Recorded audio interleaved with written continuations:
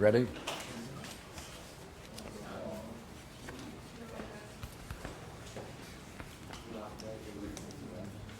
You got it? Yeah.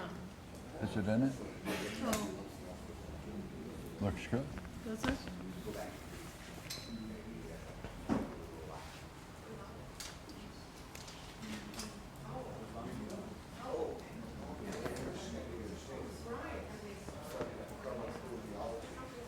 Okay.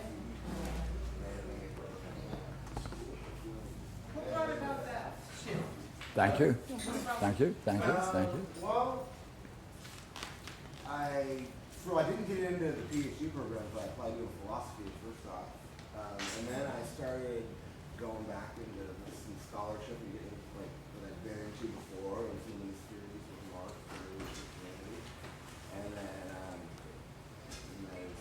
It sounded like you're on an interesting took another track. I was look curious. at it. Yeah, well, I was originally going to do that until the philosophy program at San Diego State went so well, and they were encouraging me to apply to PhD programs. And then I was like, well, but then I took another look at it, and I got a good response from one of the big shot professors there, so that's it. Continue to work. Well, if anybody's gonna go for the idea of Jesus the tragic figure in the Gospel of Mark, it's gonna be Claremont.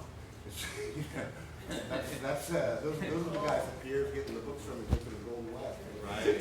15 years ago. So it seems like the right, audience. Matt was there. Dennis McDonald is there. And then they got another guy he's right there. He's like Riley's his name is. And he does like work early Christianity, and he's like, yeah, Jesus was like this big sage hero, philosophers like that. Good. McDonald together, yeah. So yeah, those are gonna be the two guys who I'll be working with. What's his name, McDonald? I know McDonald. Dennis McDonald I know Dennis. and then Gregory Riley. So What school? Okay, good morning. Claremont School of Theology. Right, a few minutes, we'll start. Yeah. Last minute hellos and This will be get Stephen. a second.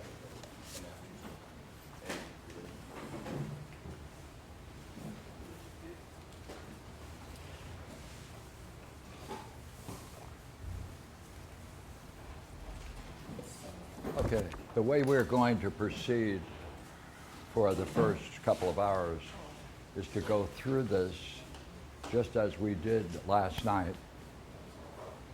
Your role, ask as many questions as you can. So we're going to pick it up from where we left it off, and we're going to go through this, and you're going to raise as many questions as you can in respect to the work, and we'll have some fun. After that, you're going to get a copy of the work that's behind this that justifies a good number of the points, but that will be after lunch. Here, are there more copies of this? We can make them. How many need a copy? Maybe they can do it. I can run away to my house and make them here. I live pretty close. Could you? I could run and make, what, 5, maybe 6? May do it. I could. What? I was thinking of using just to savor the trip, see if they Xerox in there. Well, Want to go ask them? if so, we need, I thought Nancy's making copies. Is Not of Nancy? that, Oh, of the challenge she's making. maybe Visions and Dreams will do it. okay, could you ask them whether or not it would be possible to make how many copies? 8? Raise your hands if you don't have a copy. 1, 2, 3, 4, 5, 6, 7, 8, 9. Okay, well, I need to take a copy with me. Right 'Cause I here. don't have it, okay? Okay. Okay, we'll wait a few minutes. Oh, the chat, oh, she's talking about the chat. I don't think so. I think this is gonna be Give me a chance to go back and talk about how this came into existence, right? We have a long history around here of dealing with the Parmenides, all the way back to 60s. And it may be that a nice accompaniment to what we're doing is the notebooks of Roger Walbank that Sarah put together and it's now available. So it may be that you could use this document, the dialogue I've done called The Philosopher, and carry it along with Roger Walbank's notebooks, which Sarah Walbank just reproduced. Well, I don't remember how it started. David, do you remember how it started? 3 years ago or so? What? You know, I don't. I just remember that it seemed like a good idea at the time. And my famous last words, it seemed like a good idea at the time. That's because the Balboas did a translation, interlineary translation, of the Parmenides.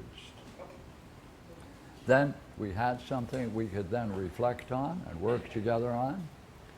And so we started meeting about 3 years ago. And by the way, we started off by only meeting 5 days a week. From 7 to 9. Then we cut back after a while to 4 days. And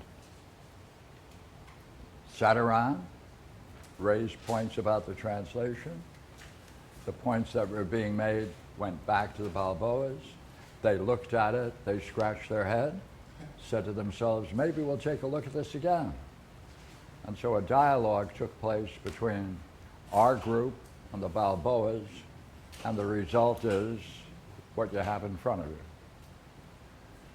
So it was really a beautiful kind of dialogue that was going on between the dialogue itself, our group, and the Balboas, and the union of that dialogue going on between us produced what we have in front of you.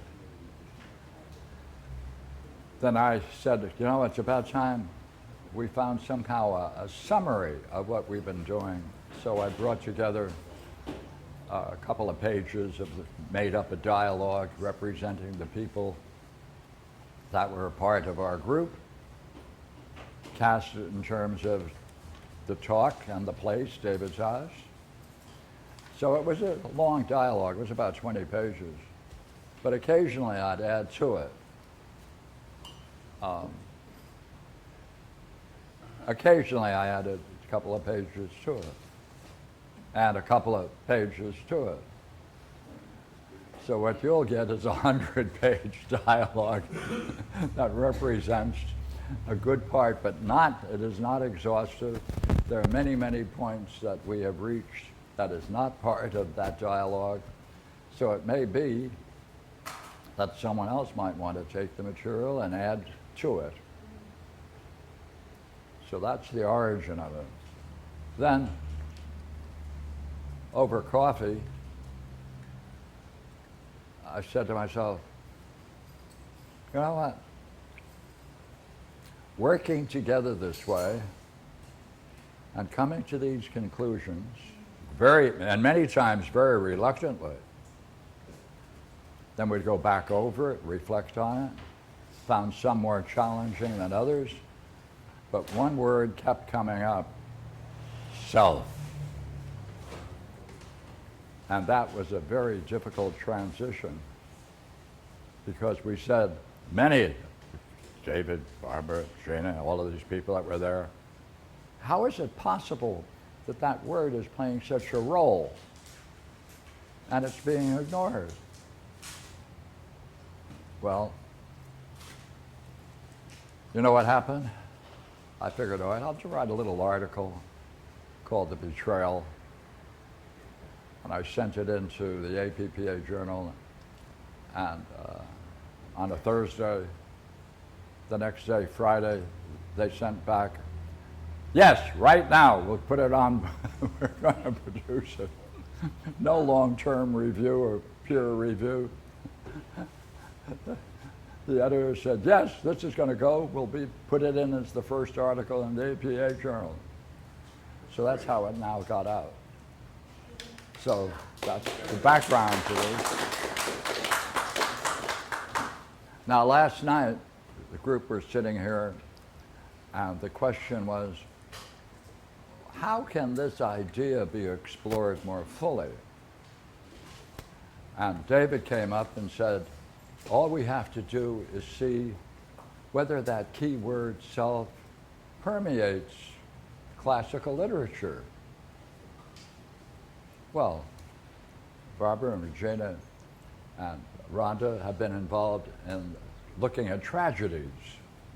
And so the question came up, well, why don't they then go through, make a word analysis, plug in the word auto, stick it in all the tragedies, and see whether in similar way that word is missing in all the translations of the tragedies.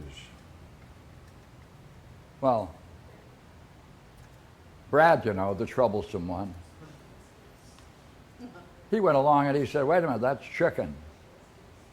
I mean, is it possible that that word is also playing a role in Thucydides and Herodotus?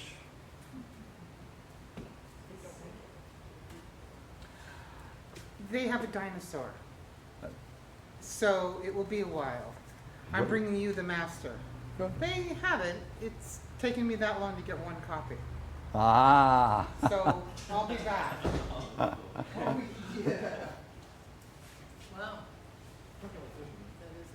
So that the final discussion was there's a several volume work called Pausanias' Description of Greece. And it was good that Barbara wasn't present because one of the people in our group said, well, that would be a good thing for Barbara to look up. I'm sorry? And she wasn't present, so we all I agreed have a question. that that would be a good thing for Barbara to My do. payment for leaving the seminar to do this trip, my payment that I'm asking is, when I come back, one of the questions you'll consider is the one I have. Which is? I'm not asking you now. You might start talking about it when I have to go get the copies.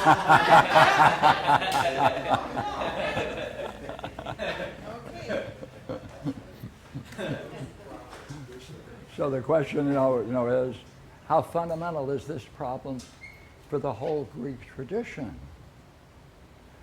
Well, we have enough volunteers, and I can sit back and collect all the insights, right? Think that's a good idea? Did you find something of all the pieces of work you've been talking about that any of them use this term in any way? Or we need to look at it more carefully? Yeah. That's our challenge. Yeah. Now, in that group, as I was mentioning last night, several came and said, you know what, this may require a new review of what it is to be a Greek. And what is it to have been a Greek? Because we're recovering it or uncovering it. Well, we were looking for a volunteer who might do that with a wide scope and gather all this together. And at that time, we needed a volunteer, so we picked on someone who wasn't there, which is our Good idea. good idea. Your name came up, Oh, my name. Yeah, because he even brought in his own right? demand. So your came up. Man. Yeah. Show thyself. Oh. By the way, on the time it's all over the place. The idea of self is all over the place. In the most fundamental way, it's right in the whole creation story. Because, would you not agree, and the time he's reflecting up, God, the Demiurgos, is reflecting upon himself. Right. That's an ousia, right? That's just reflecting upon himself. Using that as a model for the creation of the universe. So, That's not allowed. so therefore, the whole time is nothing other than an exploration of the idea of the self and creation. The whole creation is nothing other than God reflecting upon himself, the self, generating generating a paradigm and generating the whole cosmos. And the creation of the soul, hey, he needs to put in the self, and he sure does. The creation of the soul, he has the two kinds of usia, one partible, one impartible, and he has to bring them together. You know how he brings them together? Uses the self.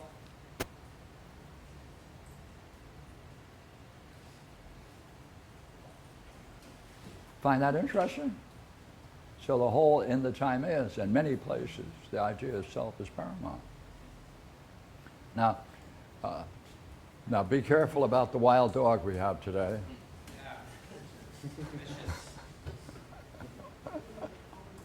I think we have a uniform that we can wear. Yeah. Todd brought in a uniform. Yeah. See? Todd, here, Todd brought in a uniform. Yes. Know thyself. So if we walk around. Under it should be as what else? What else is there? That's our new outfit. So the way we'll proceed is pick it up from last night and continue. What's your role? Ask a whole bunch of questions as we proceed. Fair enough? And Josh said he wanted to be the volunteer. He urged that role upon himself. Well, maybe with a little persuasion. So while we're waiting for copies, let's pick it up from where you left off. Having taken Glaucon through his logos, he says to him, "You yourself are the cause for having compelled me to say what appears to be the case concerning the self." When Glaucon returns to the analogy with the sun, Socrates develops the well-known divided line image that positions the cognitive functions: image thinking, believing, understanding, and knowing. Don't go so fast. Everybody in there? Page 3. All right. What questions that raise?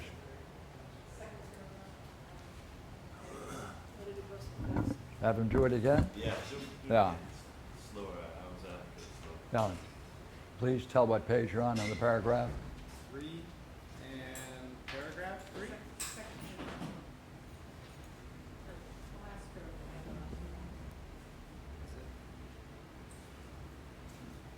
Starts with having taken Glaucon through his logos. Yeah. Melinda, could you help him? What I know where we're at. Yeah. Yeah, let me see. Is it the same? Just put your finger on it, right there. I think we ended with this. Okay, go ahead. Having taken Glaucon through his logos, he says to him, "You yourself are the cause for having compelled me to say what appears to be the case concerning the self." How about it? Is that a key role for the idea of self?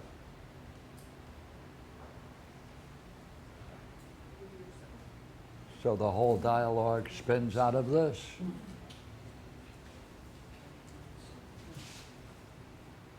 Right? Through his logos. See, people have a worldview, we call it today. They're calling that worldview, which includes all of its implicit metaphysics, their logos. Right?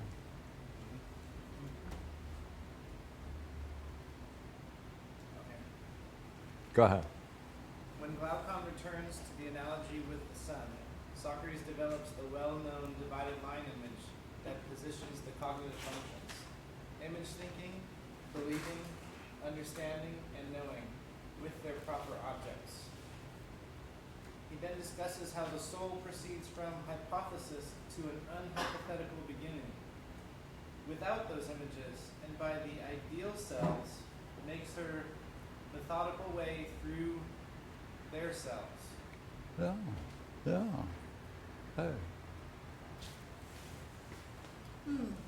Thus the quest of the philosopher ends when Socrates links the Yeah. logos, Look. the power of the dialectic, the intelligible, and the self. Yeah.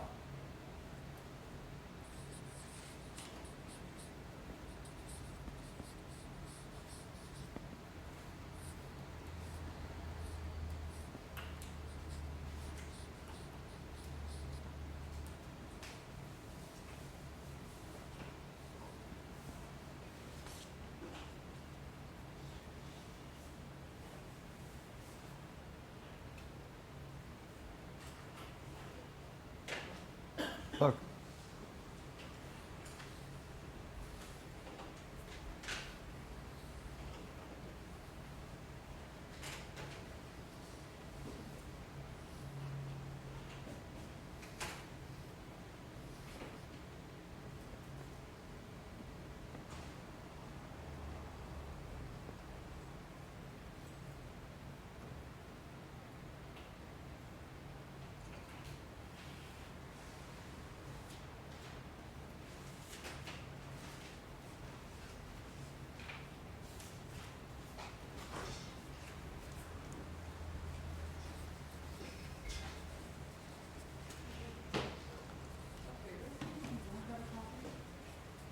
I go to, follow me over to,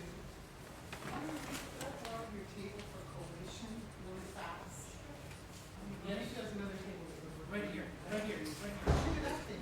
Wait, I think you got it, one.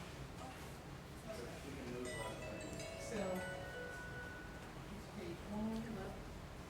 So I think it's just too fast, there's people who need a copy from self-bully. Hold fast, is that correct? Come on, let's stay with it. Go ahead, read that part again. He then discusses how the soul proceeds from hypotheses to an unhypothetical beginning. Without those images and by the ideal selves, makes her methodical way through their selves. From using this kind of thinking, you can then generate hypotheses.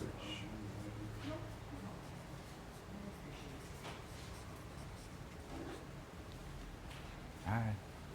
From that kind of thinking, as you go through Plato's allegory of the divided line, what's its goal? Its goal is to finally present from these two things the idea of the good, or the brilliant light of being, and the good itself.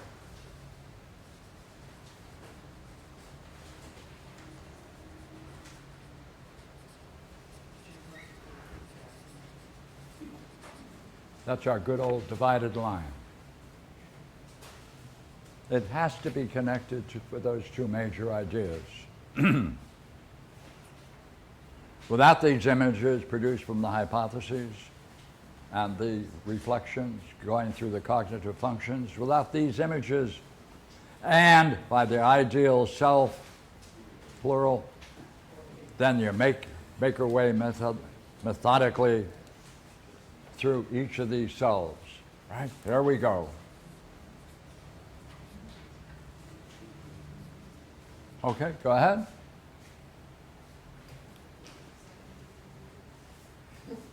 I have a question. I don't know what it is, but I definitely have a question.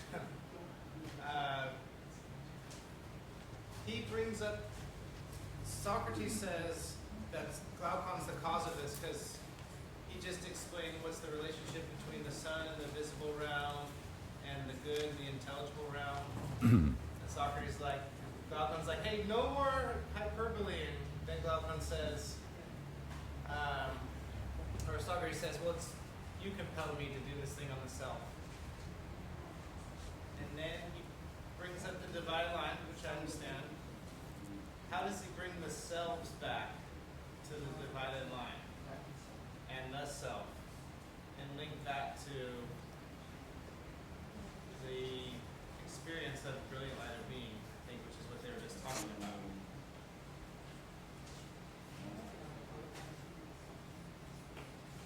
There it is. There's the whole outline of the Republic. What's he saying? He's saying, look here. As you engage in this kind of thinking, you're going to proceed up through each of these cognitive functions.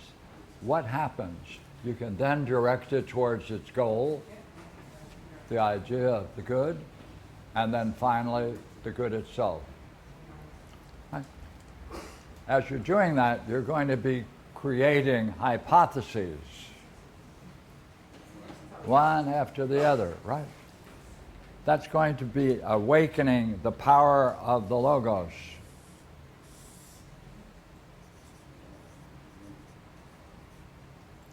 That then brings you into the realm of the intelligible and the self. How is that done? That's why we have to go further. Why? Because we don't yet know the relationship between the general idea of the self and the selves and the structure of thinking.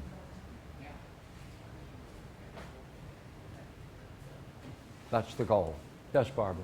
Here are the copies. Thank you. Okay, take a moment. Somebody over here, does you have one? Like, Bill? Oh, anyway, I got one. No idea. You came in late. You get yours last. You weren't there for the count. You need a copy? I thought about this. Anybody? Yeah, I do. You got it. Thank you. Yes. I think I made an extra one up beyond that. Your account. You're very welcome. Okay, so do we, which one for? Okay, now he's going to now focus on this big question. All right? How does this reflection lead to the self? You say, you do it. Next sentence. Thank you very much. Thus the quest of the philosopher ends when Socrates links the logos, the power of the dialectic, the intelligible, and the self, saying, quote, moreover, understand by the other section of the intelligible, I mean this which the self-logos touches, by the power of dialectics, by making use of hypotheses not as beginnings, but really as hypotheses, as if they were stepping stones and climbing ropes, in order that, by proceeding as far as to that which is unhypothetical, the origin of all, by coming in contact with herself, the self-logos may then in turn keep holding on to the ideas that are maintained by her. That self-logos may in this way descend to the end, without making any use of anything sensible, but by the ideal selves proceeding through of themselves into selves, and finally terminate its procession in ideas.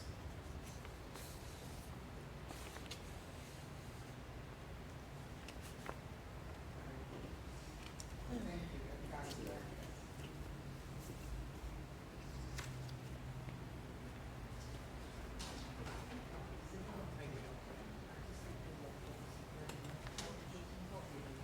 Did you catch where you are in terms of that? Yeah, I got it now.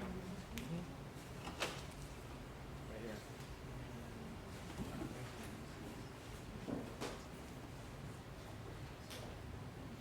We're right here. Yeah.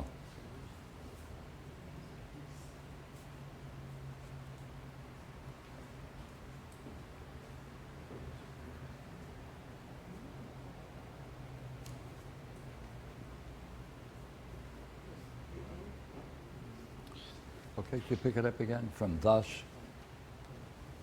Again? Okay. Thus the quest of the philosopher ends when Socrates links the logos, the power of the dialectic, the intelligible, and the self, saying, moreover, understand by the other section of the intelligible, I mean that which the self logos touches by the power of the dialectic, by making use of the hypotheses, not as beginnings, but really as hypotheses, as if they were stepping stones, climbing ropes, in order that by proceeding as far as that which is the unhypothetical, the origin of all, by coming in contact with herself, the self-logos may then, in turn, keeping hold on to the idea that all that are maintained by her, the self-logos may in this way descend to the end, without making use of anything sensible, but by the ideal selves proceeding through themselves into the selves and finally terminating in the procession of ideas.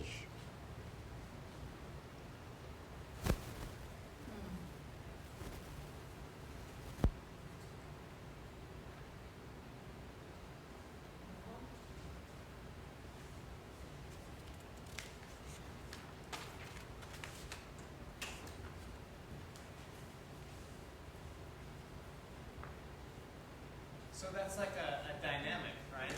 Well, we pick it up from the word, okay, I mean, got the expression, I mean? He's explaining what he just said. I mean that this, which the self-logos touches by the power of dialectics, right? Hey, you are awaking your own logos. The philosopher is waking his own logos up, right?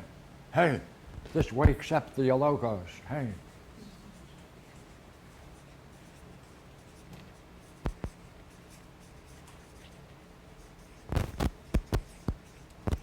This is the philosopher going through it. By making the hypotheses not as beginnings, but really as hypotheses, as if they're stepping stones, climbing ropes, in order that by proceeding as far as to that which is unhypothetical, the origin of all, by coming in, here we are, by coming in contact with herself, the self-logos may then in turn keep holding on to the ideas that are maintained by her, that the self-logos may hold it there. So you don't want to go too far. This assumes, the Republic assumes that you have the Parmenides in your back pocket.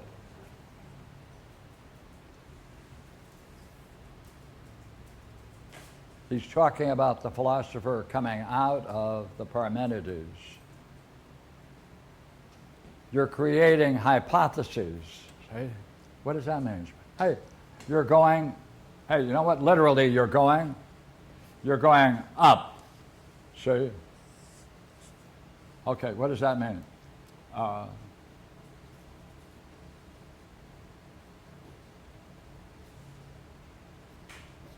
These are the hypotheses.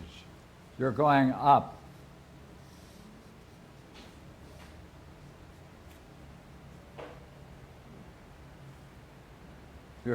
That's the fifth hypothesis, fourth hypothesis, third hypothesis, second hypothesis. You're going through each one of them. Right? You're going through each of the hypotheses as stepping stones. Here we go, right? Here they are.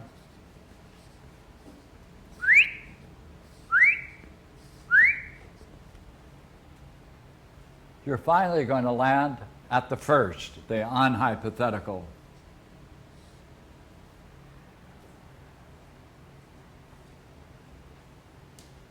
What is that? That's the origin of all. Here it is, the first. It's the origin of all this.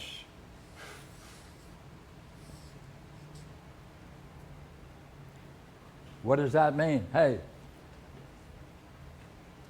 see, the big problem is this one.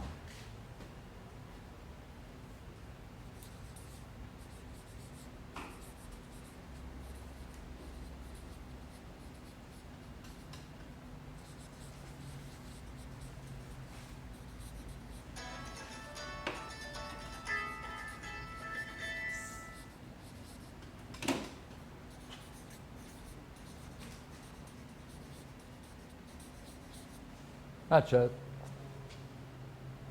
He's talking about the philosopher. Does the Republic of Plato assume the hypothesis of Parmenides? If so, then his hypothesis is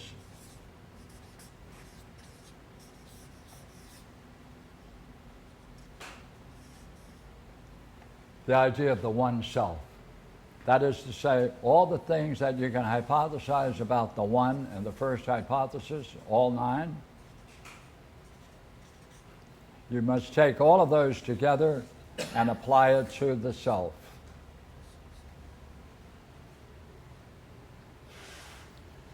If you do this, hey, if you're going through this, then you know what you have, right? You're coming in contact with the self.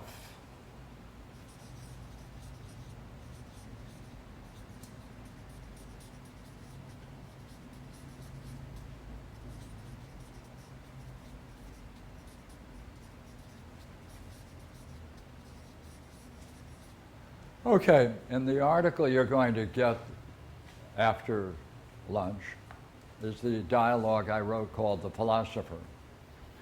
In the dialogue on the philosopher, there's a whole discussion of let us assume that there is someone who literally can be taken through each of the hypotheses. So therefore, we're describing the person going through this step by step by step. Only in my dialogue, we also are doing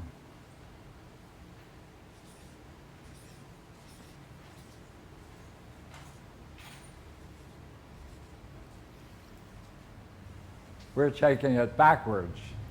Take the person in the worst possible case and proceed by steps. So in the dialogue you're going to get, that's being described, what's going on in this one paragraph. You will then, hey, if you go through this dialogue, you're going to come in contact with the idea of the self. That's all. Necessarily.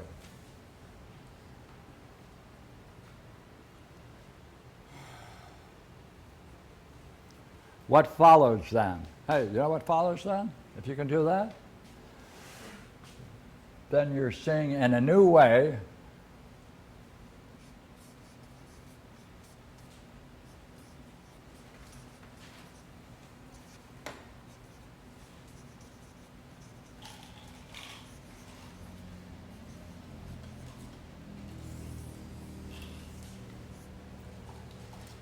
what's the new way?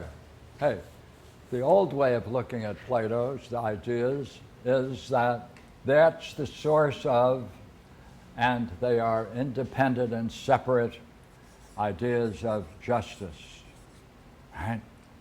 Goodness, right? Reality, and all the other major ideas. However, when you're going through this work, you will then see that these are just terms that are incomplete. Because when you realize the nature of the self is equivalent to what we used to call the one, what follows? It follows, therefore, that each of these words should be justice itself, itself, itself, or all of the ideas in the intelligible are just different snapshots of the pure self. So therefore, what you should end up seeing is that you can then simply take it out of there, and they're just different aspects of the functioning of the self itself.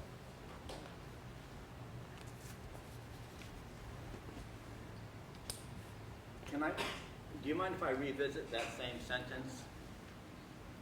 It seems like there's a drama, Yes, a story yes, that, let's see.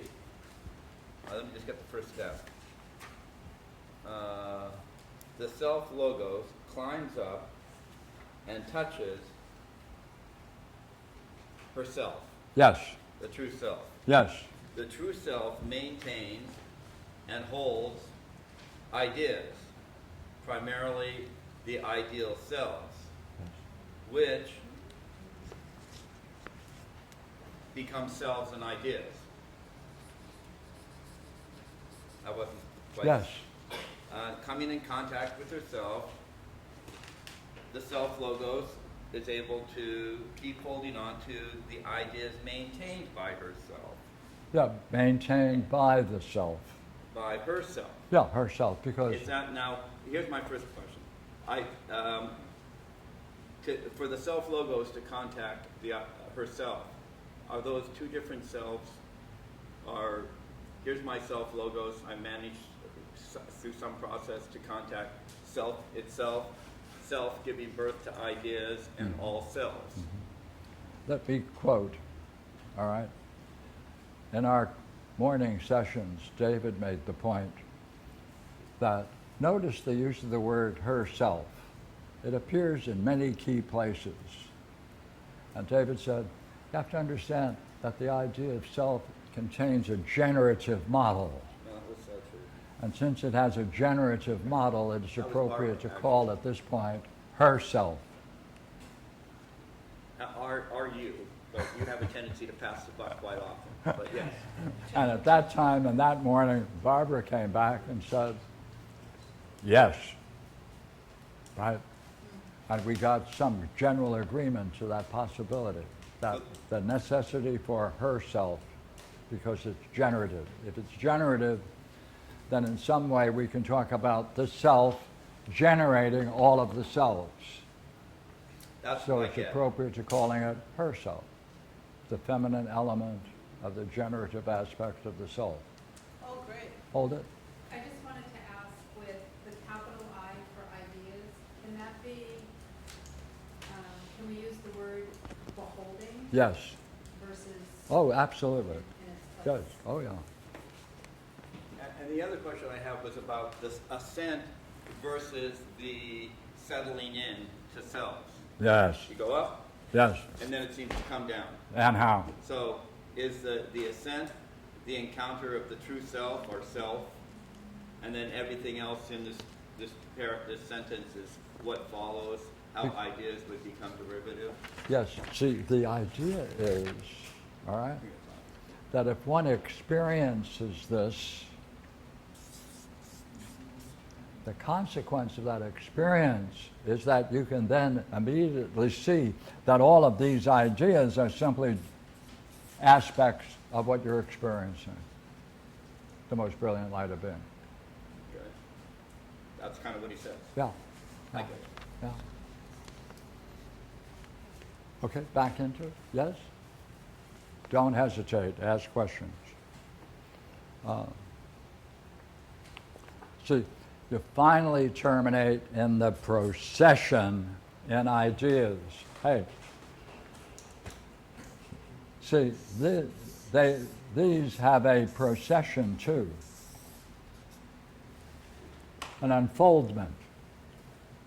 Now, the difficulty with this idea of the most brilliant light of being is that there are two aspects of it.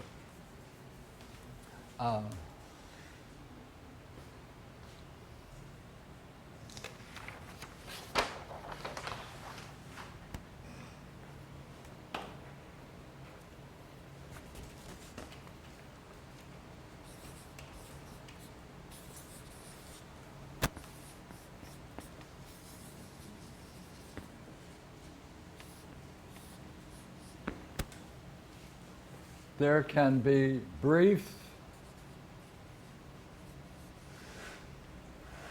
experiences of divine luminosity.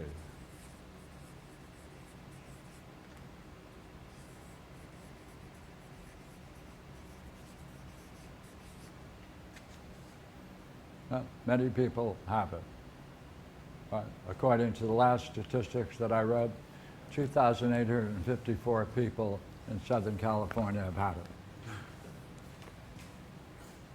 Here's the problem. For those who are in it and can endure it, they then can be able to make more definitive statements about the nature of it. That's the idea of resting in that experience.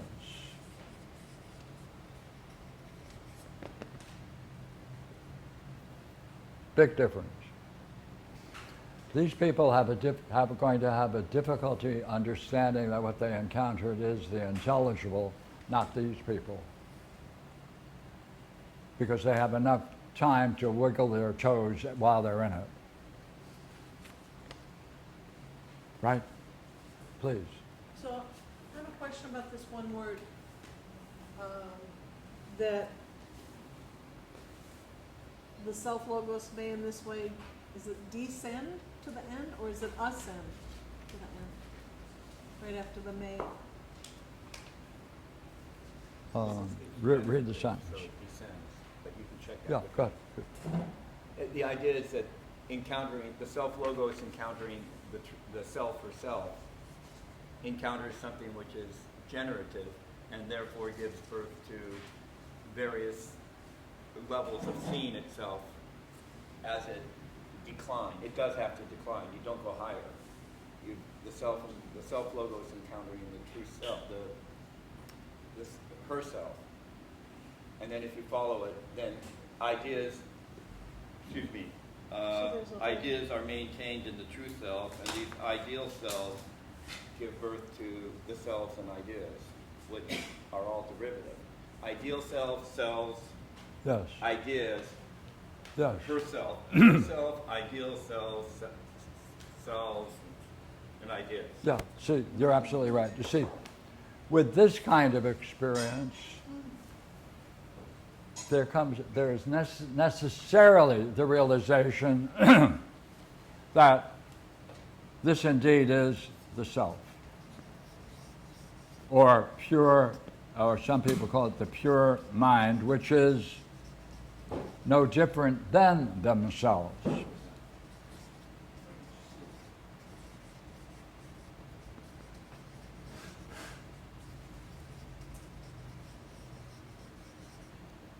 At this point, is he saying, don't bother going any higher? That everything comes from that? Well, see, the big shock is that someone goes through this and they come out and they say, I got it. What's your problem? See, the problem is that this is not ultimate. That's what I was wondering. Okay? Because you are asserting that this is pure mind. This is this general self, or ideal self. Or it's no different than in the symposium, it's touching truth or reality.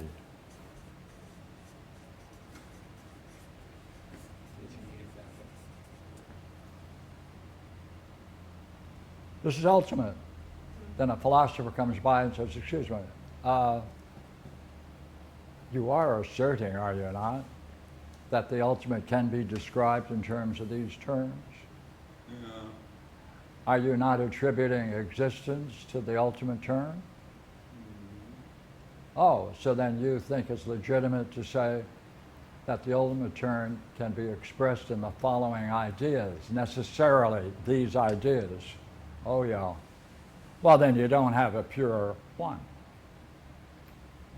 Because you are saying this needs to be described in terms of that. Therefore, it's dual. Now, the person who then experiences this and encounters this argument, it's often very shocking, because they now realize that no matter how magnificent this is and how well it can be attributed to the real self, general self, it ain't the final. Because the final is the nature of the self cannot be expressed in any of these terms. It truly can be said to go beyond all terms. The self is the dia negativa. That's the Parmenides. Yeah. This quote's in the Republic. Well, the Republic, see, the Republic is only interested primarily in this experience. And how to function with it. Yes, and he only in no more than 2 sentences does he mention the nature of the one or the self as an ideal. It makes me think of like proceeding to what we think is good through our pathologos, which is through images and beliefs, and ultimately ends in whatever level of good you get from that. But then at some point you can have this experience and actually have an experience of what good is and justice is and beauty is. And then from there, you wouldn't proceed through your images anymore. That's right. You proceed through the real experience of it as like your model. Like that's what it means, like procession of ideas from there. That's the generative aspect Yeah, of it. but, yeah, hold it. But in this experience, no matter how profound, it does not in no way get rid of pathologos. It can unearth many of them. Because the pathologos is a view of the self. False view of the self, but nonetheless, a fundamental idea that that's myself. At the origin of all problems is you're going to hang on to that no matter where you've been. So therefore, there's a necessarily growth that has to be between the pathologos and logos. Since every pathologos is learned, it's learning. It's not something you inherited. It's something you learned out of specific instances. Now you have to see whether that's consistent with your highest goal. Yeah, I had a question. This is actually the question I walked out with. It looks like a good point to ask it, which is, yesterday we were talking about the soul as being incomplete, an incomplete notion, not complete. And we said that you need the notion of the self, acting, taking action, skateboarding, riding a bicycle, right? Well, my question comes in, whereas we used to regard in the Republican saying that the soul is that which plans and cares and, right? So those two seem on the face of it incommensurate. So I think my question is, how is the soul incomplete, or what is the relationship of self to soul? Yes, the way you expressed it is quite correct. Right? The soul plans. Right? By the way, is there something that's planning it? The soul. Or is that the activity of something? It is the activity of the soul. See, that's my difficulty. I don't know how to make that distinction. Well, I can jump and say to the issue of, well, that which plans is the self. So does the self complete the soul? Kind of.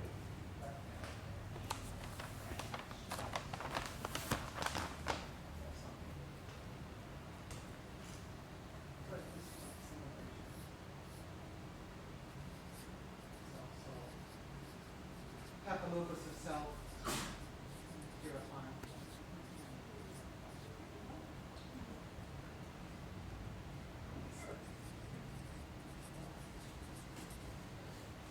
Those pages can be put up there.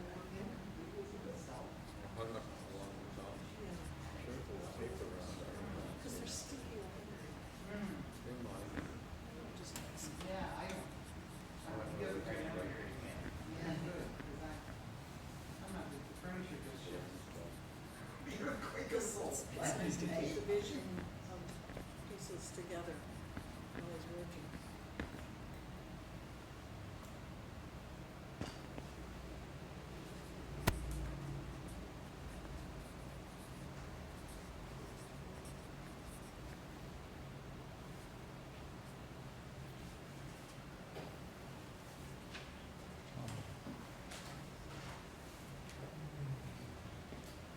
Each of these, the way they talk about each of these is always in terms of an activity.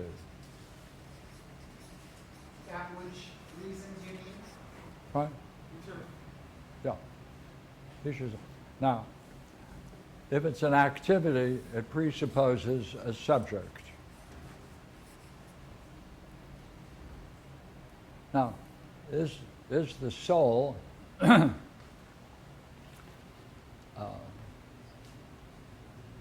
is the soul behind each of these, but is itself, these are the parts of the soul.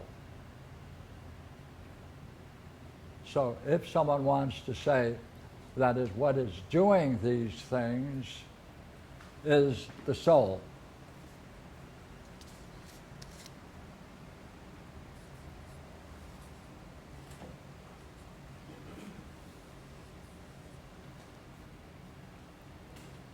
then we're using the soul in two ways, aren't we?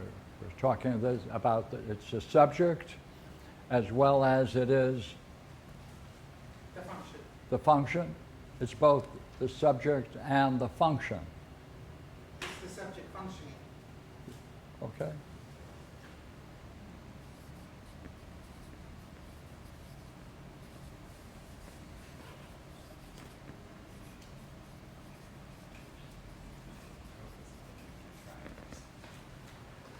Here, because this is the second part of the dilemma, which is if myself is skateboarding, if myself is acting out the desirous or the high-spirited and getting in an argument, that's myself doing that?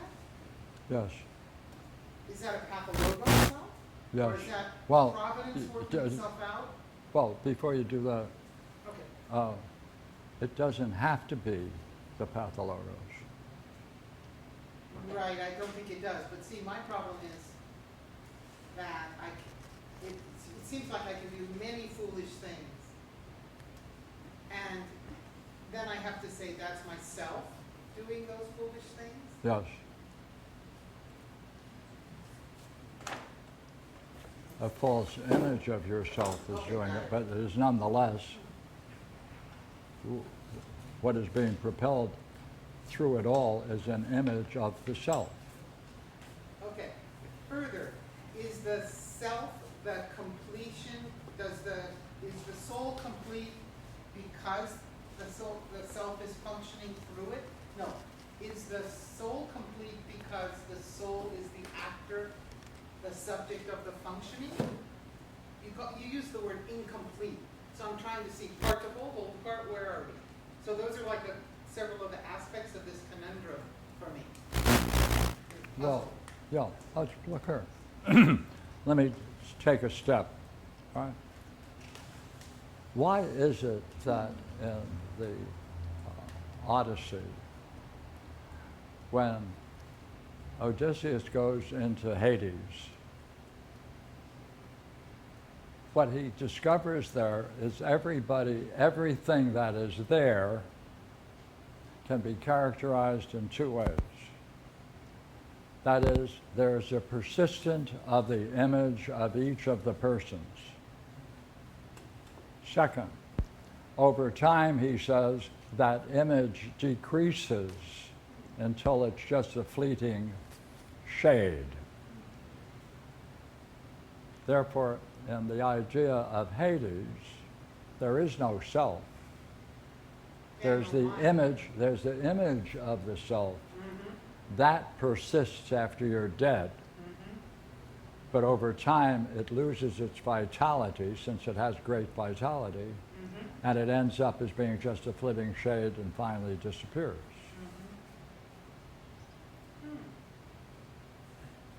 That's the soul. The image that drives the soul is the pathologos. Or contours it Yeah, yeah. somehow, right? As that Shapes it out. in life, as that diminishes, losing the pathologos, then you are free of false images.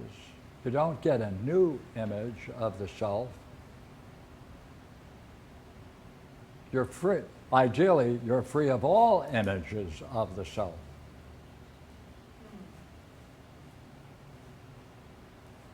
So, going back to this great question, okay?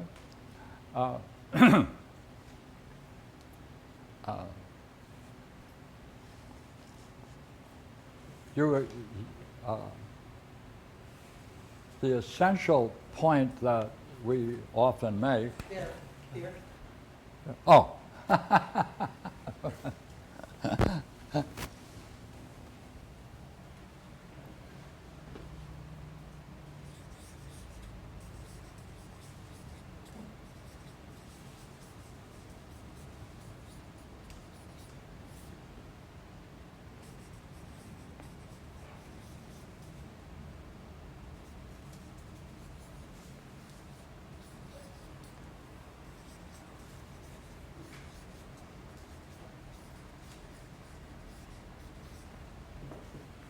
That's the issue, isn't it?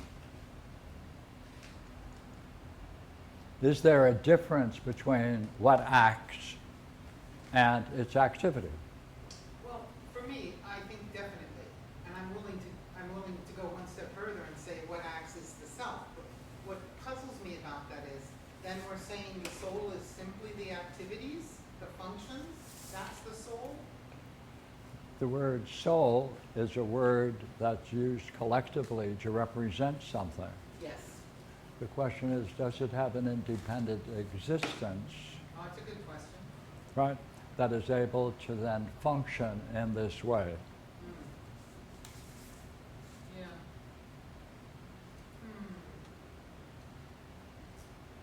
And you would say no. No.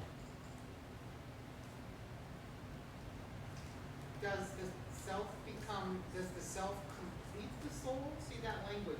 Maybe I'm recalling the wrong word in my discourse. No, see, it comes down to what kind of existence do you want to say the soul has? Okay. What are my options? Can I get multiple choice? Well, yeah, sure, but is the problem that we have a name for something, but whether it has a mode of existence is another question.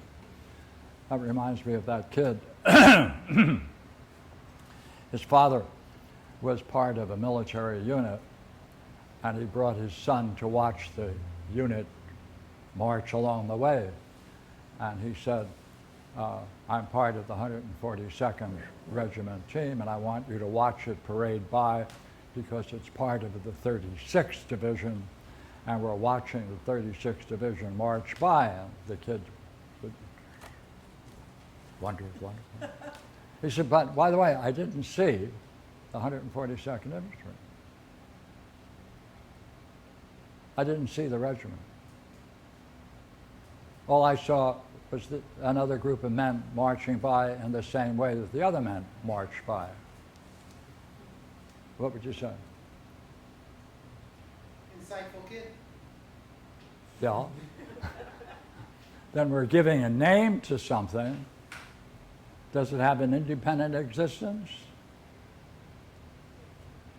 No. Independent of the soldiers that make it up. Yeah. That's a tough one. It has an identity, but the it that has the identity doesn't have any existence if there aren't people who participate in it. That's right. Is that like the soul? That's a good question.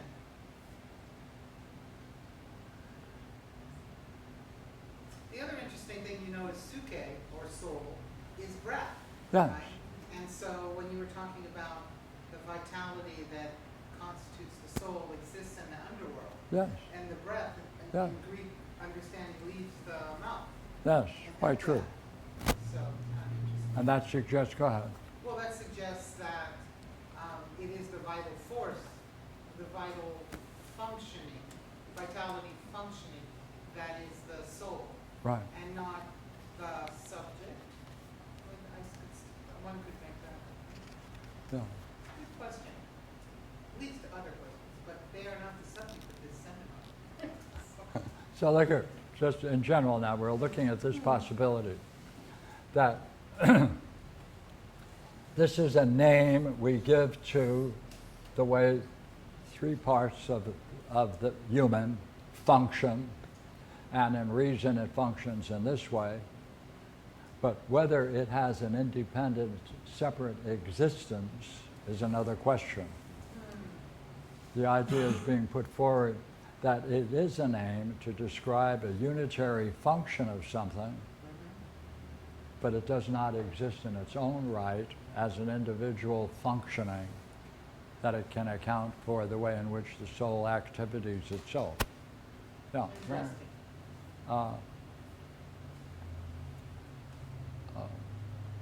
See,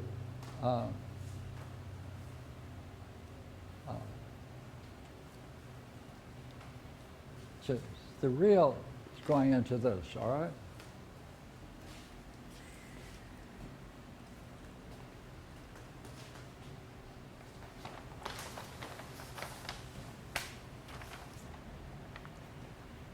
shouldn't this divine luminosity,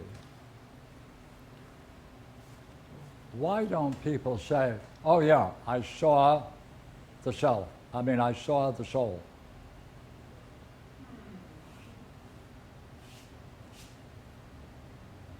Because that'd be wrong.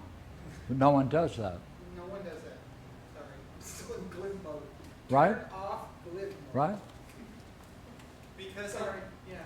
Go ahead. because it goes beyond something that kind of like comes and goes. Because what you see is not necessarily any particular life version of yourself. Or- Like a soul to me is almost like me. I'm in a little version of myself, like a vehicle I'm traveling through, and that's what I call my soul. But when I have that experience, those things are obliterated. You are not functioning through these ways in which the soul can be said to function. Yeah. Therefore, if there is a soul in itself, it ain't functioning. Since in this experience, there's no evidence of those things. Wow. In that I ex- like that. Right? Hours. Mind seeing the mind. Yeah. What did you just see? Yeah, just then. Well, it made the point super clear to me. You know, I just, Yeah. in the experience of the brilliant light of being where you could say it's the mind seeing the mind, there's nothing of that planning, you know, all of the functions of the soul are not there. They're gone. And the only place in the Republic they take place is after, right? The reflections upon. Mm-hmm. So it just made it so clear that ultimately we are that, well, not ultimately, but on one of the highest levels, we are the brilliant light of being. And that's not soul. It just seemed absolutely Yeah. there. Okay, Clear. Sorry. okay. Yeah. Yeah. Anybody has insight? Yeah. Yeah. All right. Possible to go on? Hold on, Bill. You know, as I was coming here and read this, your paper here a couple times, your idea of, well, maybe I'll give you my idea and we'll see how it fits. For example, recently I had a nice little episode of my game, I guess you call it, where I get to be kind of an asshole for a while. And as this was going on, I began to realize that the thing that's happened to me is a direct analogy to a past scene that I looked at. It's very clear. Woo! And but then I realized that you were talking about things being specific. I can say it that way, maybe. But I saw that even though the past scene and the present scene are analogous, they're not me. In other words, that's an analogous, you know, and the actual dynamic I'm looking at is neither of those scenes. There's some kind of dynamic besides itself that isn't things and people. So I've been working on that. And it seems that that seems to fit in the divided line for me. That, the lower element, which is belief, that I have some sort of belief that you think is that you know. That's what belief is. You know. And that in order to see that, I have to have an understanding in order to to deal with it. Yeah. And you have to clear away that stuff before you have the fun and Zendos, for example, and stuff like that. You've got to clear that away so you can see the self, and the self isn't there. There's nothing there. I mean, That's it. you just cleared it out. That's right. I'm really relaxed. That's it. So, yeah. So that's what I just went through that. That's why you need the analysis. The what? Analysis. That's why yeah. you got to understand And you this. can't tie yourself to either one of those scenes because there will be more scenes that don't look like that on the surface. Yeah. So you have to look at the relationships which you see now. Yeah. So, see, and this, it demands you understand. Like, what happened? What does it mean? But in the experience of the self, oneself, there are no questions. It's all obvious. There's no need for analysis. That's all. Everything's obvious. Which is the way it should be. Or, well. Okay, all right? To proceed? All right. Now let's go back to then there is this curious sentence. Those who are driven, go ahead, thank you. Those who are driven to seek goals by mastering things and manipulating others follow a pathologos, or a false belief about the self, and that is the opposite of the true logos. Socrates shows in the 7th book of the Republic the way that pathologos unfolds in the 4 types of upbringing in families that correspond to the 4 kinds of political constitutions. And that should also be and the 4 kinds of groups of people that can be classified in terms of their family upbringings. Right.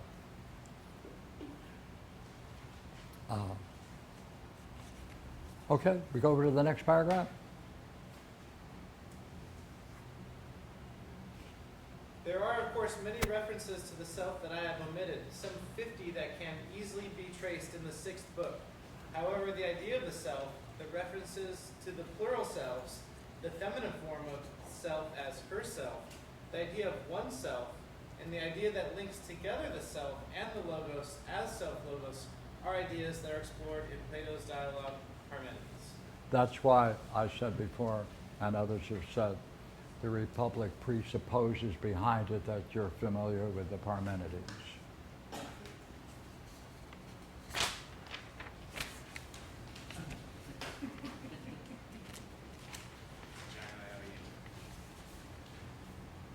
It is likely that many readers of Parmenides find his dialogue difficult to comprehend.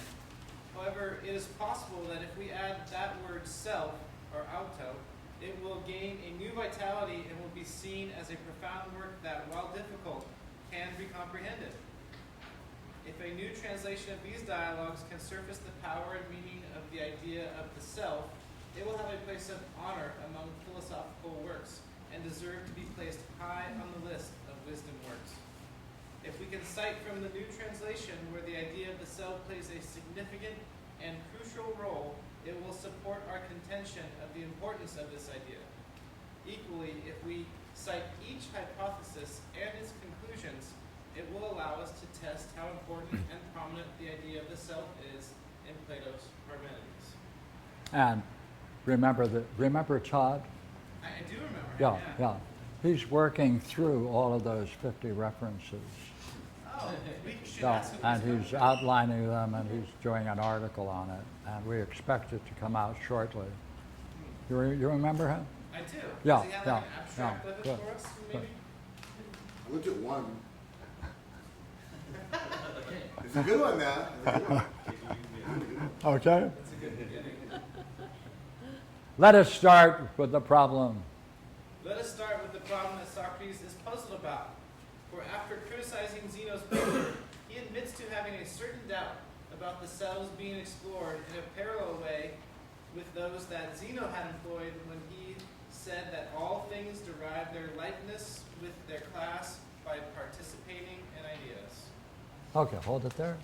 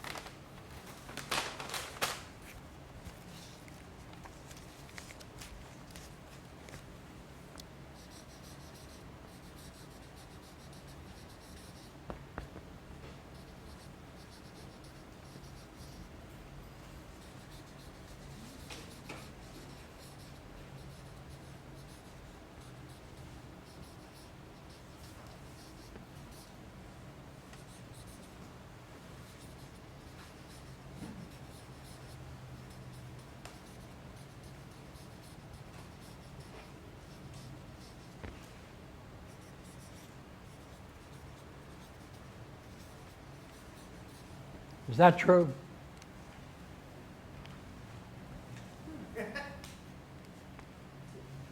That whatever you're talking about, you're going to be having a reference to a class of which they are members.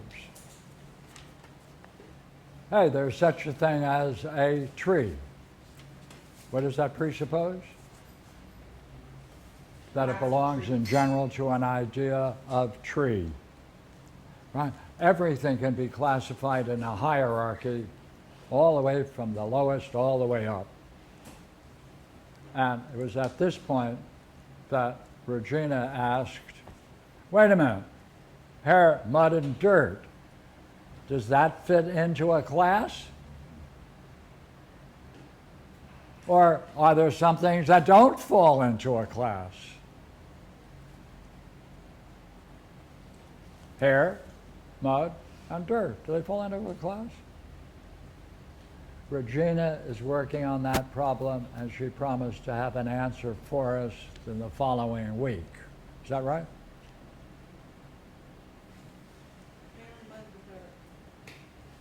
I can do mud and dirt. Hair. Okay. If this is true, then if there is such a thing as the self, and each of us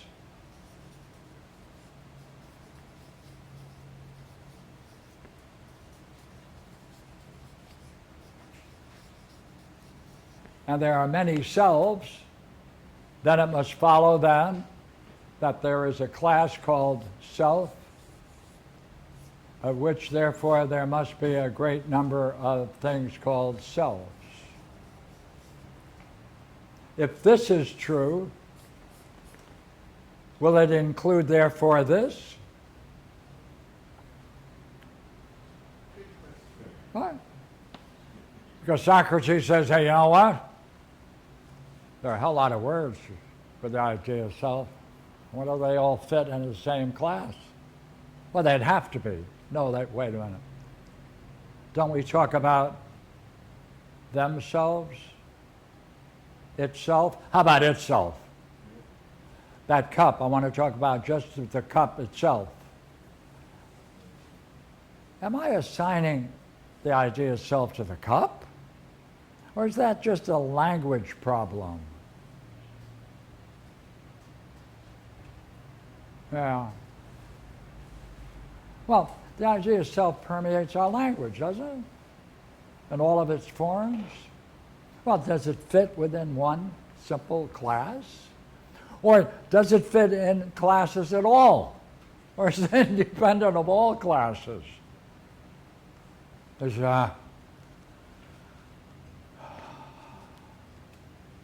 See, this is the problem of one, many.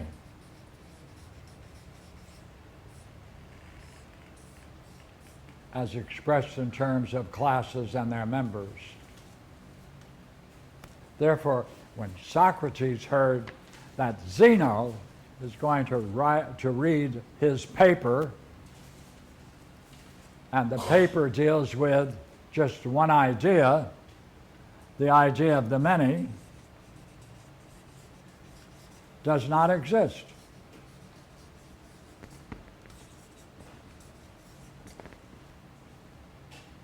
Now, if Socrates has this puzzle about the one and many, and he hears that someone of great distinction coming along with a powerful thinker called Parmenides, his buddy, and he's arguing that the many does not exist, what does that do to his puzzle?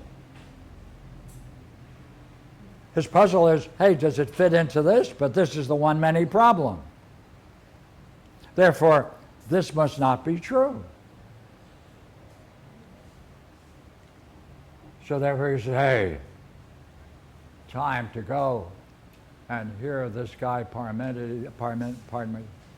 Zeno, because I want to know whether if his idea is true, the many doesn't exist, and here I have this puzzle about the many very aspects of the self and the way in which it can be described, I'm wasting my time.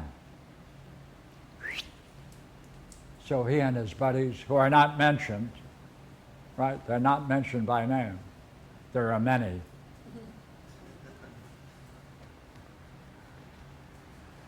So that's the puzzle, see? That's the beginning of this Socrates' problem. And the most important thing, hey, watch.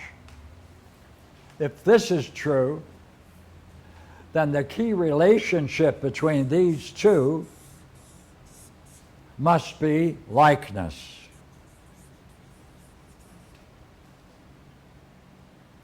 There must always be a relationship between the class and its members.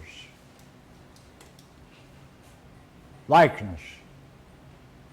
Therefore, the fundamental idea of all generative models is the idea of likeness. But that means the idea of likeness is foolish if the many doesn't exist.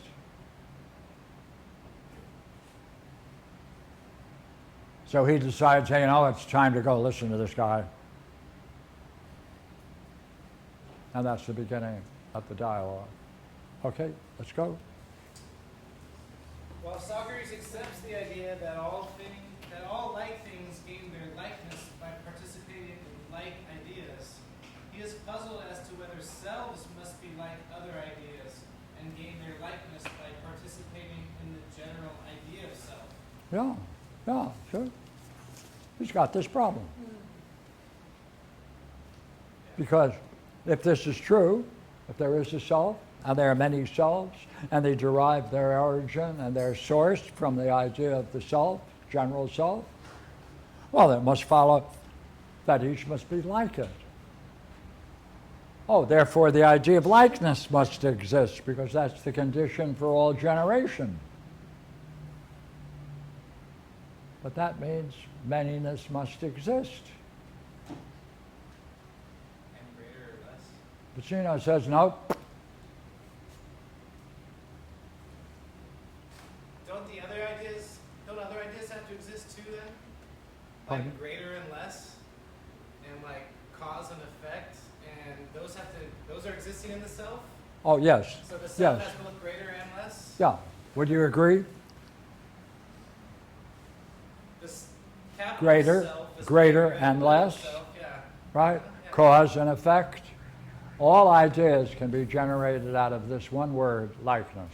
If likeness exists, so does greater and lesser. Uh-huh. Right?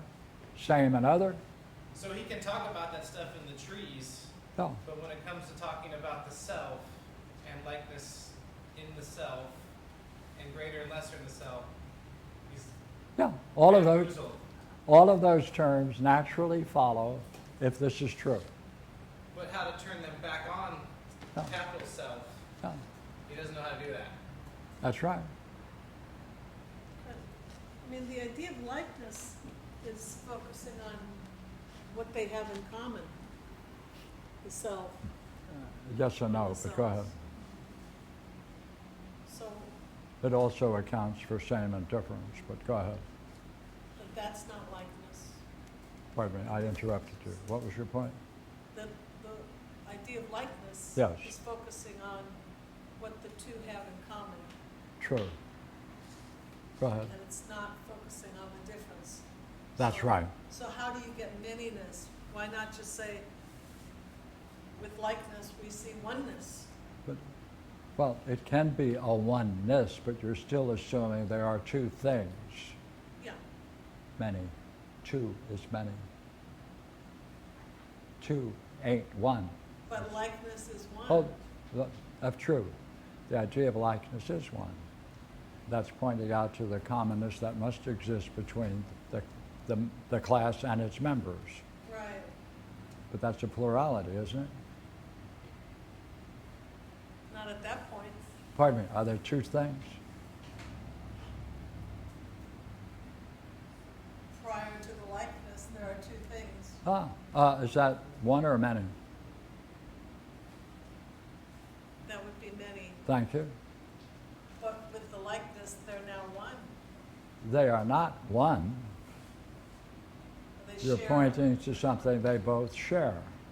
some one, yeah. Therefore, you've discovered the need for the origin of likeness and other. And yet they must be different, must they not? Yeah. Oh, so the internal to the idea of likeness is also same and different. They have to be something about them that's the same, yet different for them to be like. Only like. Yeah, so not that the same. presupposes another set of terms, same and different, does it not? Yeah, okay. Yeah, and you also can talk about it as being other, can we not?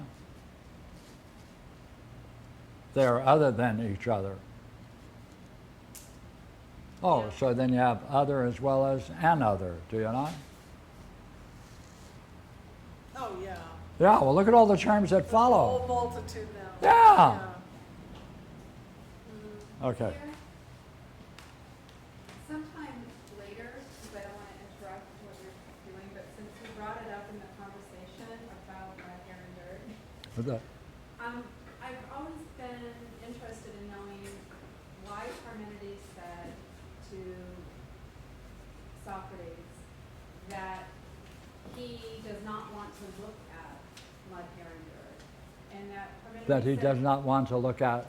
Parmenides, if I don't remember the exact words, but that Parmenides kind of admonished Socrates for Yeah. not wanting to look at mud, hair, and dirt, and that he needed to. Yes. And he started, that's when he actually started giving him sort of his homework, his assignment, starting on the path of the philosophy path, say, with his thinking. But I've always, I just haven't had time to do it. What is the reference to mud, hair, and dirt? Because he spends, I think, multiple pages Okay. on that. But I Yeah. don't want to take you away from this, but you What? brought it up, so. So, Later. no. Look, what Parmenides is doing is saying, Socrates, the difficulties you have had, and he mentions all the difficulties he has had, including the master argument, means that you don't have the discipline you need in order to work you through these difficulties. Therefore, you should exercise yourself on Zeno's hypothesis. That's what he's arguing Socrates to do.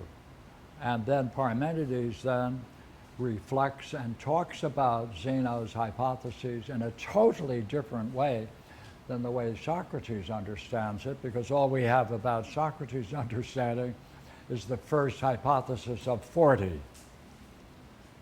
And therefore Parmenides says, look here, you must exercise yourself on this very dialectic that Zeno has done. That will bring you to an understanding of the need for truth. Of course, what Socrates does is say, yeah, you know what I'd like to know? I'd like to know your hypothesis about the self. And then Parmenides goes, what? You want me to do that? That's a flood of words that are going to come down. Then he outlines his own hypothesis, the assumption being that whether or not Socrates, after the end of this dialogue, would try to master Zeno's hypothesis that the many does not exist, or stick around and master everything he just said in the 9 hypotheses that he explores. See, why are they 9 hypotheses? See, look, Parmenides outlines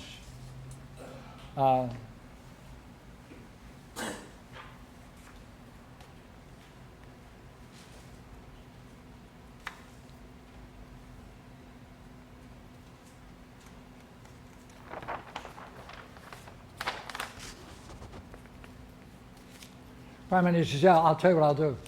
I will show you, I will explore my own hypothesis of myself, the self.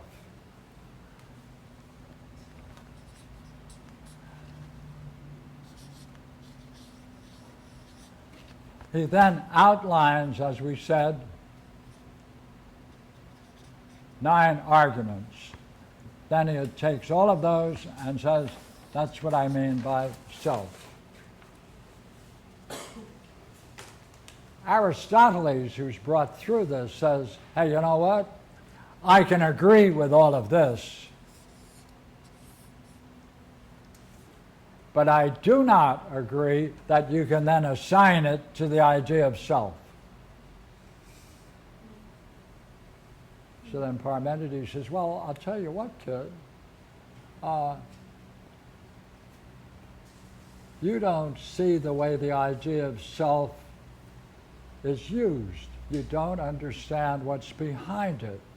You don't understand that in order to show you that that my argument is likely, not true, that it's likely,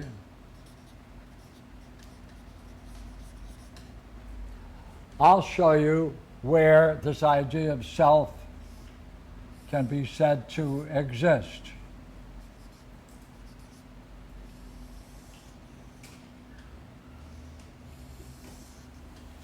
He then explores the second and the third hypothesis. That's the only place for the self. Then he goes on, and those are images of the self, not the self.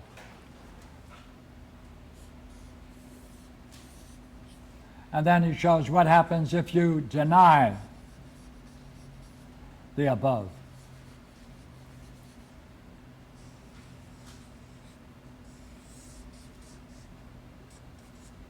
Then that becomes 7, 8, 9.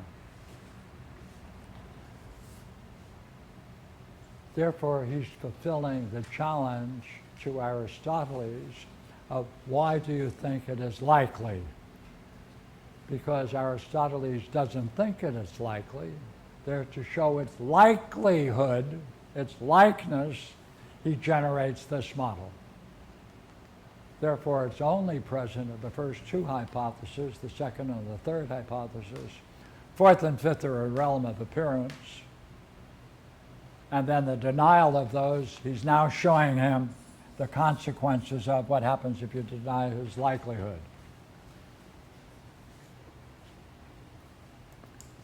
Oak?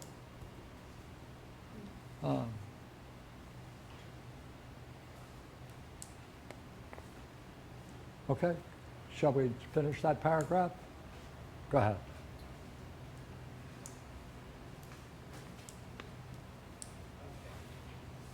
All of the different kinds of self, come on, itself, herself, himself, selves,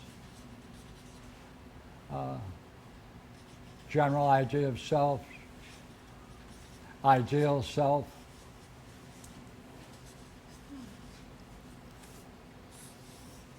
All of these. So I'm puzzled about the use of these. They float in and out of our language in every possible way. Can we make sense of it? So now going back into the quote. If selves have a commonness, see, if there's a commonness through all of these,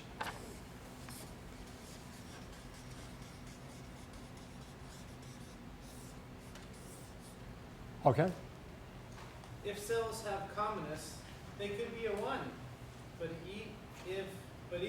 if each is apart from the others, they must be many.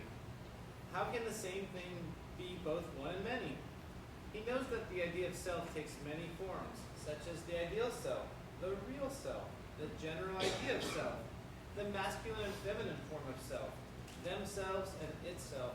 And he wonders how they relate to one another if they too participate in the ideas to gain their likeness. See, that's the key.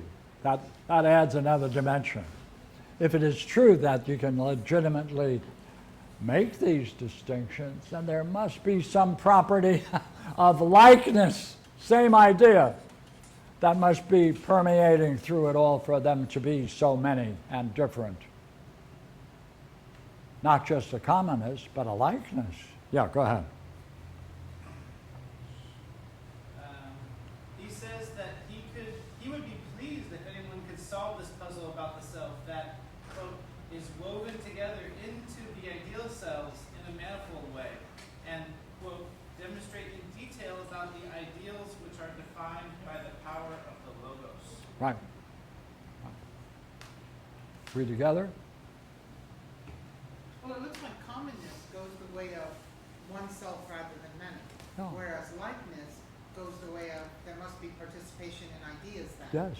And self would have to, I'm just clarifying. for Yes, yes. myself that- That's why those two ideas are That's there. an interesting dilemma. Right, commonness Yeah, and yeah, thank likeness. you. Yeah. Right, right. Is there a class of things to which self can't be applied, like hair and mud and dirt? Let me tell you what I'm thinking. I like what so far what you've done. Yeah, yeah. Let me tell you what I'm thinking. You know that whole discussion that we've had for many years about the definite article? And that can be applied to certain things, and it does nice things to words when you put the in front of it. It seems to me like what we've been seeing a little bit in the Greek is that you can put the word self next to a lot of words. And it might be that this word self functions kind of like the definite article, that it does give completion, perfection, or selfhood to certain things. Selfhood, its And existence. it gives selfhood Yes. to certain things. And that when we talk about self, we have to ask to what degree are we going to allow that selfhood to extend in philosophy. So if you're going to say self does not extend to things like hair and mud and dirt in the Greek world, then we have to say, okay, what things can we put, like the word the, what words can we put the word self on to give them? And so my conclusion would be the word self, in a way, functions like the word essence. And that it gives things an essence that allows them to participate in a general scheme of ideas. So, would you agree that before we got into this work, I have no clue. right, No. remember way back before we got into this work and people would talk about the Parmenides? And we could say, why, everything, whatever you're talking about is a one. Yeah. And no one would say, by the way, is it possible that there's some things that cannot fit into the class of being a one? I would have said yeah, but I'm kind of a dick. But hair is a one, Yeah, maybe. and mud is a one, and dirt is a one. We don't have any trouble doing that, do we? I do, but go ahead. But we can talk about it as a unit. Yeah, We can talk about it, the unity being a oneness. I would think so, yeah. And that presupposes there must be an idea of one behind it. Behind all things. Yeah. Notice we then have the problem of, Oneself. There.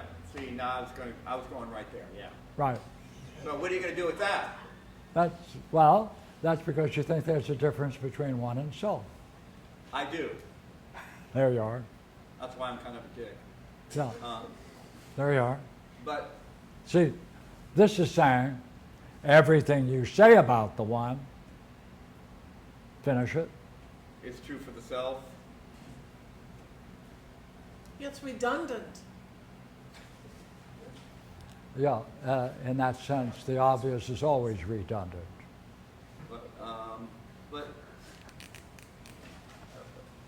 But that raises everything that can be one to the status of an ideal or an essence. Whether it has an essence is now another question. But Yeah. that it has a mode of existence is there. As a mode of existence. Yeah. Oh. Okay. Okay, it has a mode of existence, but does that If it Does has a that mode make of it inclusive existence, at it has all? a mode of existence as the self. as a self? I'm not real happy with that. I thought you'd say the word.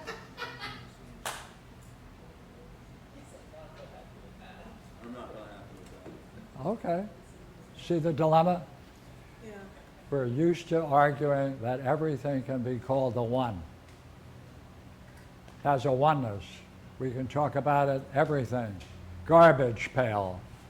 The contents of a garbage. A one.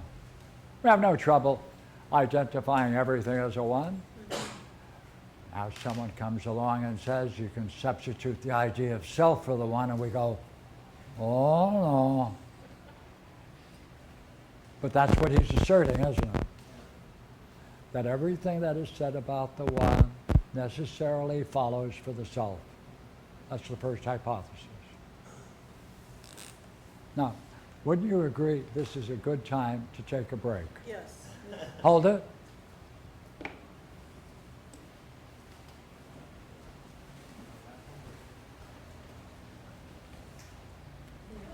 Five, 25, but copies of the dialogue. yes.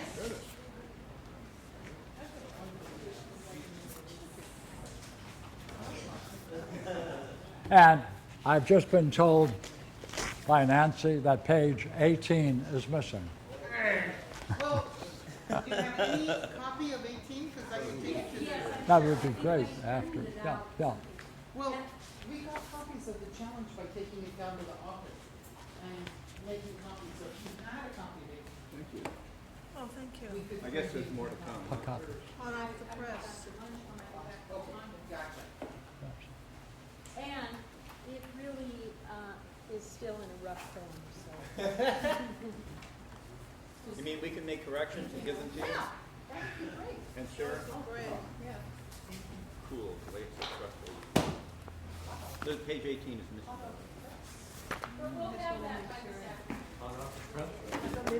That's an autographed copy of Parmenides.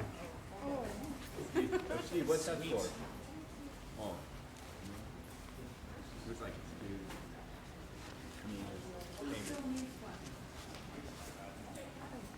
due. Ran out of them. I'm gonna use Okay. Oh, good. Here's more. Ah. Yes, hot off the press.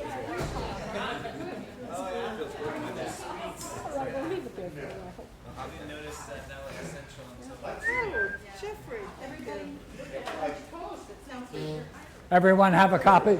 Oh, it's from Talk to Phil. Okay. Now, since there are many hours free, I know what you're going to do. Nice, thank you. When do we meet again? You said you wanted to take a break. What kind of break are we taking? A coffee break, break into lunch? What are we doing? Well, what do we usually do? Well, what time is it? I'd say we usually take a break until lunch at this point. It's 11:14. So I think we usually talk for 2 hours, which basically we have already done. Oh, So but then we need to know when we're reconvening. yes? Okay, well then, how about we say, lunch at 11:15. Okay. Yeah, That was an agreement. Okay, what was that You said again? lunch at 12 o'clock? We come back Does that work for you? or have lunch? What do you think? Say it again. We can say lunch at 12 or 12:30. Anybody? What time is lunch? Are you flexible? Oh, I'm flexible, but, I just ate yeah. lunch. I usually- 12, and then, you want to convene at 1? Okay, we start again at 1. That'll be enough time for you to memorize this. It's only a few pages.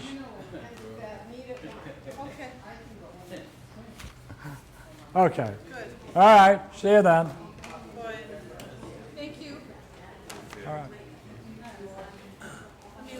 Fun? Yeah, I'm pondering a question. You got them? I have one question. I don't want you to lose one of them.